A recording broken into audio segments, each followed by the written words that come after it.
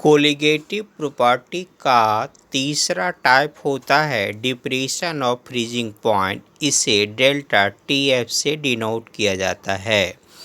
यह एक ग्राफ तैयार किया गया है। इस एक्सिस पे लिया गया है वेपर प्रेशर, इस एक्सिस पे लिया गया है टेम्परेचर। प्योर वाटर का फ्रीजिंग पॉइंट 273.15 केल्विन होता है। यह 273.15 केल्विन का पॉइंट है। इसे हम फ्रीजिंग पॉइंट ऑफ सॉल्वेंट कहेंगे। सॉल्यूशन का फ्रीजिंग पॉइंट प्योर सॉल्वेंट से कम रहता है। यह 273 केल्विन है, इसीलिए इस पॉइंट को हम फ्रीजिंग पॉइंट ऑफ सॉल्यूशन कहेंगे। यहाँ लिखा गया है टेम्परेचर को घटने से लिक्विड का वेपर प्रेशर भी घटता है।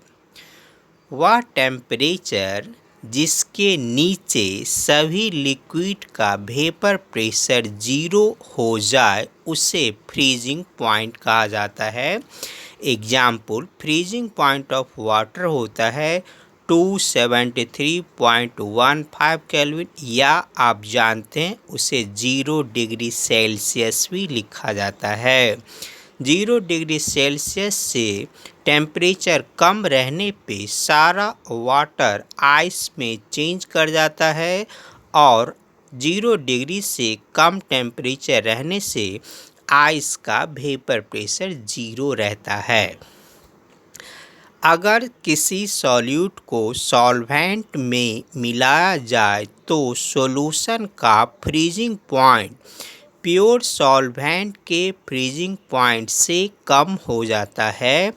इस टेम्परेचर डिफरेंस को डिप्रेशन ऑफ फ्रीजिंग पॉइंट कहा जाता है। Depression of freezing point 1 kg solvent में उपस्थित सॉल्यूट के मोल्स के नंबर के डायरेक्टली प्रोपोर्शनल रहता है। That is delta TF directly proportional to m। आप जानते हैं किसी प्रोपोर्शनलिटी साइन को हटाने पर एक कांस्टेंट का प्रयोग किया जाता है। यहाँ Kf प्रोपोर्शनलिटी कांस्टेंट है।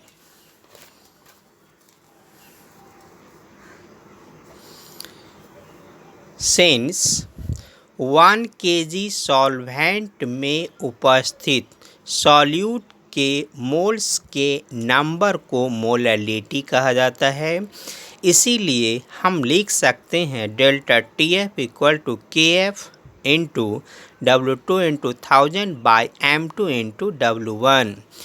सिंस हम जानते हैं मोलैलिटी का फार्मूला होता है W2 into 1000 by M2 into W1, where Kf को फ्रीजिंग पॉइंट डिप्रेशन कांस्टेंट कहा जाता है। W1 को मास ऑफ सॉल्वेंट कहेंगे, यह वैल्यू ग्राम में लिया जाता है। W2 को मास ऑफ सॉल्यूट कहेंगे, इसका वैल्यू भी ग्राम में लिया जाता है।